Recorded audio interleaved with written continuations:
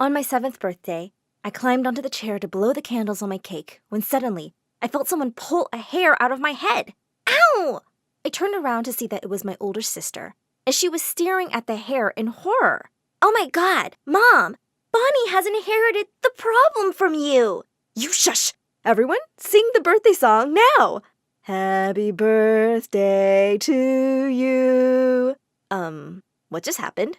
Later that night, Mom inspected my head like I had lice, and it turns out I had a few white hair. Big deal. But by my next birthday, half my head had turned white. I thought I was transforming into some cool superhero, but Mom totally freaked. She had organic hair dyes imported from Brazil every month to color my hair a lovely deep brown. No one knew anything about my hair until I was 14, when suddenly everything changed.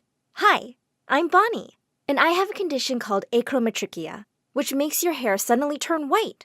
Being different makes bullies think you're an easy target, but I showed them that I was not. Before I continue, click like and subscribe. The thing is, my parents used to be super rich, and we'd always live in a huge mansion and attend private schools. My oldest brother was a party animal, and my older sister's life revolved around shopping, salons, and changing boyfriends like clothes. But then, Dad lost all his money in a scam, and in a matter of days, we'd moved from our beautiful house to a tiny apartment in another town. Dad became super depressed and watched TV all day, and Mom was doing her best to support us all. But my siblings could just not stop complaining. I had to share a room with my sister, and she wouldn't even let me sleep on the bed. One night, she was sobbing so loudly about how poor we were, I dragged my mattress into the bathroom and slept there. Peace at last. The one thing Mom insisted wouldn't change was sending us to a private school. I felt bad she was working so hard for us, and I really wished I could do something to help. Dad dropped us off on the first day of school, and as soon as I walked in, I felt someone pull me by my backpack. I turned around to see a pretty girl grinning at me. OMG, was that guy your dad? He's the millionaire who was all over the news for losing his fortune. So you guys are like, poor, right? Of course not. You have me confused with someone else. I tried to walk away, but she blocked me. Julia is never wrong about these things. Julia reads tabloid magazines cover to cover every day. Wait a second. Julia can see some white hair. Grandma? Everyone started staring at my hair. I was so embarrassed that I ran home to dye my hair. Thankfully, I had a big stock saved up. When I got home, I walked into our room to find my sister screaming at her empty closets. My bags! My shoes! My babies! Where are they? Just then, I saw my cupboard door hang open. Oh no! Oh my God! Where are all my hair dyes? We turned to each other. Our brother! We ran to his room and found him practically rolling in money. Turns out he'd sold all our stuff online. I wouldn't have cared if he had stolen my clothes, but I was really upset about my hair dyes. There was nothing I could even do, except vent my frustration in my journal. I started writing stories featuring my crazy family. One night, when my sister was talking to her boyfriend on the phone, she had to pee, so she asked me to take the phone and say, to everything he said till she returned. That's when I heard him talking about a website called Wattpad, where anyone could publish their stories. So I started sending in the ones I'd written about my family, under a fake name, of course. Otherwise, my siblings would kill me. To my absolute delight, people loved my stories. I was flooded with comments from fans, and I would even hear kids talking about them at school all the time. The best part, people started messaging me for paid writing jobs. This was perfect. I could actually help Mom doing something I loved. While my online popularity was rising, things weren't so great at school. My hair had turned completely white by now, and that gave Julia all the more reason to bully me. And no one dared to be friends with me because of her. But that gave me another idea. I started following her around and started writing stories about all her boyfriends. Once I saw her kissing the captain of the soccer team, right after she went on a date with the class president. And then the next day, she made out with the captain of the swim team.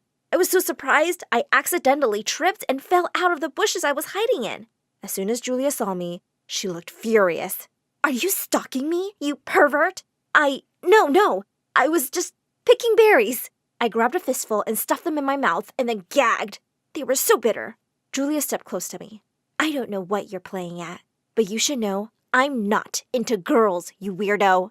Then she walked away while I sat in the bush, and everyone eyed me like I was a creep. The next few weeks were brutal. No matter what I did, Julia was there calling me a perv or a weirdo. She told everyone I was crushing on her. A few days later, I was sitting in the cafeteria when Julia came up and dumped a bag on me. "Take these hair dyes! You look like a homeless old woman, and this school has a reputation. Just stop embarrassing us with this hair, Bonbon!" As her minions snickered, I rose from the table and pushed the bag away and stood up to leave. "Leave me alone, Julia, or else." "Aw, I'm so scared. And what will you do, huh?" Then she and her minions took out all the dyes and dumped them on my hair.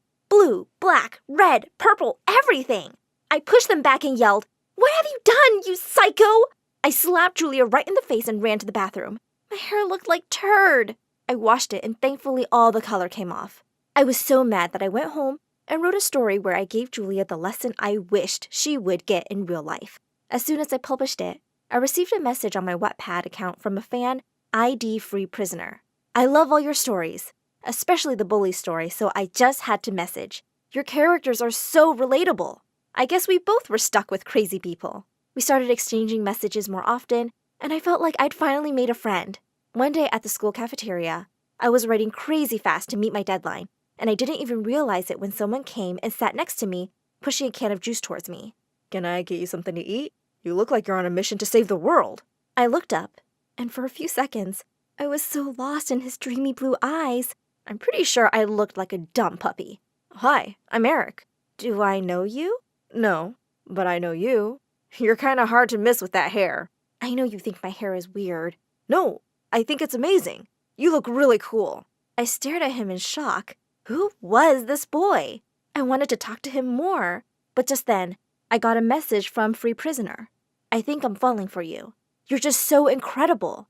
Oh my god, he had a crush on me? The next day, while I was working in the library, it got really late. Everyone was gone and I only looked up when I heard a noise. I felt freaked out. Just then, I saw Eric walking towards me. "I'm beginning to think you're stalking me." Eric laughed and said, "Yeah, maybe. But also, I work here, and I was about to lock up. Want me to walk you home?" "Yes, please." Eric was so funny and adorable. He insisted on walking me home every time. I was definitely attracted to him, and it made me feel a little confused. What was I gonna do about Free Prisoner? One day, Free Prisoner asked me out on a date. I agreed. I needed to see who he really was. When I arrived at the address, my jaw dropped. It was a mansion bigger than ours used to be. I was greeted at the front door by a butler, who then led me to a large drawing room. And there were lit candles and flowers everywhere. At the far end was a high chair, and when someone suddenly spoke, "I've been dying to meet you." Wait, why was this voice so familiar? When the girl stepped in front of me, we both stared in horror at each other and shrieked. It was Julia! "You're Free Prisoner? You're the frickin' writer I have a crush on? You have a crush on me?" Julia looked insane. "Of course not. How could I have a crush on you? You're gonna pay for this, Bonnie. Now get out of my house." I was only too glad to. I couldn't believe the person I'd been friends with for months was crazy Julia. And by the next morning, I walked into the most horrific scene. The school hallways were full of posters of me. They read, "The White Witch Can't Be Trusted." Everyone in school knew the writer was me. Julia was going around telling everybody how I was a terrible person who wrote mean stories about her family and kids from school just to get popular. Why would we want to be friends with someone like her? She can't be trusted. She'll be writing all kinds of things about us. Freak! But even worse than everybody suddenly hating me at school, I was in so much trouble back home. My siblings were so mad about the stories I wrote about them. "We know we tease you, but we never thought you could be so mean." Guys, it's not like that. I never meant for anyone to know who those characters were. But they wouldn't listen to my protests and stopped talking to me. Later that night, Mom came to my room and asked me why I'd been writing these stories. I handed an envelope to her from my drawer. "I only wanted to help you out, Mom." She let out a cry when she saw the cash inside. "Bonnie, you're a kid. You don't need to worry about money. I'm not going to take this. How about we use it for your hair?" "Yeah, Mom. Let's do this, I guess." The next day, I decided to fix everything. I went up to the stage during morning assembly and nervously cleared my throat. I just wanted to say sorry to my siblings and anyone else who might have been hurt or offended by my stories. I only used you guys as inspiration, and you made such interesting characters. But it wasn't right of me to use anyone's secrets, and I won't be writing on Wattpad anymore. As I ran out of the auditorium, someone caught up with me. It was Eric. Hey, that writer is you? Oh man, your stories are hilarious! I wanted to ask you something a long time ago. Will you be my girlfriend? I grinned and pulled him in for a kiss. From the corner of my eye, I saw Julia storming off, and I followed her to the girls' bathroom. What do you want, freak? I just wanted to say, you and I have been friends for months online. We can actually get along. Why can't we be friends for real, Julia? She started to laugh. Friends? Oh, babe, how is that even possible? Look at your face, and your personality, and your ugly hair. I give charity to the poor. I don't befriend them. Well, look around you, Julia. I don't think you have any real friends. I'm here if you change your mind. And then I started to walk away. Don't hold your breath! Well, after that, things got a little better because my siblings forgave me, especially when they realized my stories hadn't affected their popularity one bit. I stopped writing and spent all my time with Eric, who asked me out to prom. That night, I went home with a big smile on my face. Mom was waiting for me to dye my hair, and then I said, "You know what, Mom? I like my white hair. I'm born to stand out. Why should I try so hard to fit in? It's cool to be different." Mom smiled and hugged me. I'm so proud of you, Bonnie. Next day, when Julia found out that Eric and I were nominated for prom king and queen, she completely lost it. She went too far. On the night of the prom, she started throwing a huge tantrum and even tried to snatch my crown. That's mine! I'm the only queen this school has. Not this ugly beggar with the ugliest hair I've ever seen. When the principal intervened, Julia called her an old hag and dumped the whole bowl of punch on her. An hour later, she was expelled. Even though so many of the others laughed, I felt sorry for her because I knew there was a nice person inside her. But all her insecurities just made her a big bully. After that, high school was not so crazy. I got a scholarship for a writing program, and 4 years later, I joined a publishing house as a book editor. Fast forward a few years, and I'm married to Eric now, with 2 beautiful kids. And they are the only ones I write stories for.